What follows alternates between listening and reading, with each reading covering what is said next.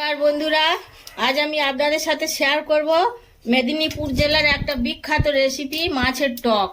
তো সেজন্য আমি ঢেঁড়স নিয়েছি, কয়েকটা ঢেঁড়স কেটে নিয়েছি, আর কুমড়ো আছে একটু। ঢেঁড়স আর কুমড়ো আর এই ইলিশ মাছের মাথা আর লেজা, এই দুটো দিয়ে আমি আজকে মাছের টক করব। আর এতে বিশেষ করে উপকরণ লাগে না, সামান্য একটু সর্ষে বাটা আছে।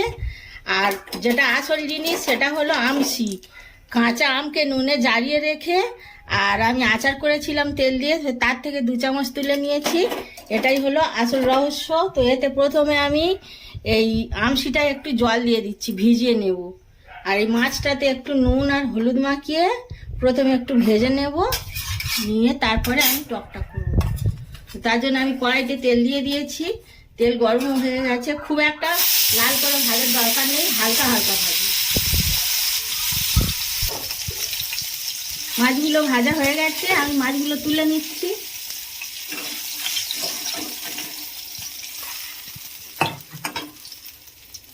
এবারে ওই তেলের মধ্যেই আমি একটুখানি 5 ফোড়ন আর একটা শুকনো লঙ্কা একটু ফাটিয়ে ফোড়নে দিচ্ছি।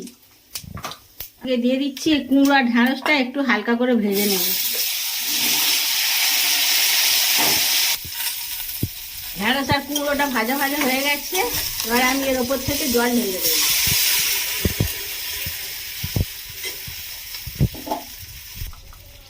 একটু হলুদ গুঁড়ো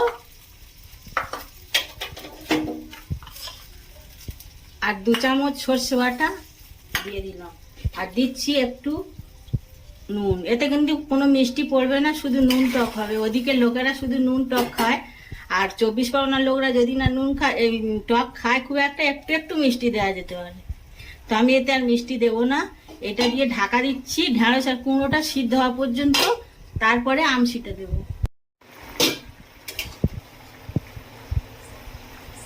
ঢেঁড়স আর কুমড়োটা সিদ্ধ হয়ে গেছে। এইবারে এই যে আমি আমসি ভিজিয়ে রেখেছিলাম সেটা ঢেলে দিচ্ছি। সকলের কাছে আমসি থাকে না, তো তারা কি করবেন, লেবুর রস দিয়ে দেবেন লাস্টে, না হওয়ার আগে একটু লেবুর রস দিয়ে দিলেই ভালো হয়। একটু সময় ফুটতে দিয়েই আমি নামিয়ে নেবো। আর এটা কতটা ভালো হয় আজকের আমি খাবো না, আজকের আমার ননদ খেয়ে বলবে কেমন হয়েছে। টকটা একদম রেডি হয়ে গেছে পরিবেশনের জন্য। আমি এবারে নামিয়ে নিচ্ছি, এবারে পরিবেশন করে দেখার পালা। মেজদি চলে এসছে টক খাওয়ার জন্য। তো এবার মেজদি ভাত দিয়ে টক খেয়ে বলবে কেমন হয়েছে। মেজদি সত্যি কথা বলবে, তোমার লেজাটা দিলাম, মুড়োটা আমি খাবো, রেখে দিচ্ছি। হ্যাঁ, তুমি খেয়ে বলো কেমন হয়েছে, দর্শকরা শুনুক। সত্যি বলবে কিন্তু, আমি করেছি বলে ভালো বলার দরকার নেই।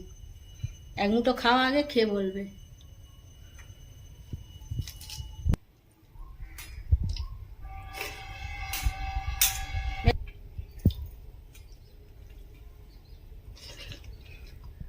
কেমন হয়েছে মেজদি?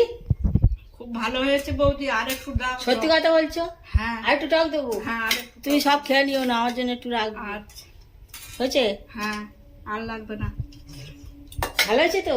হুম, ঠিক আছে, খুব ভালো হয়েছে।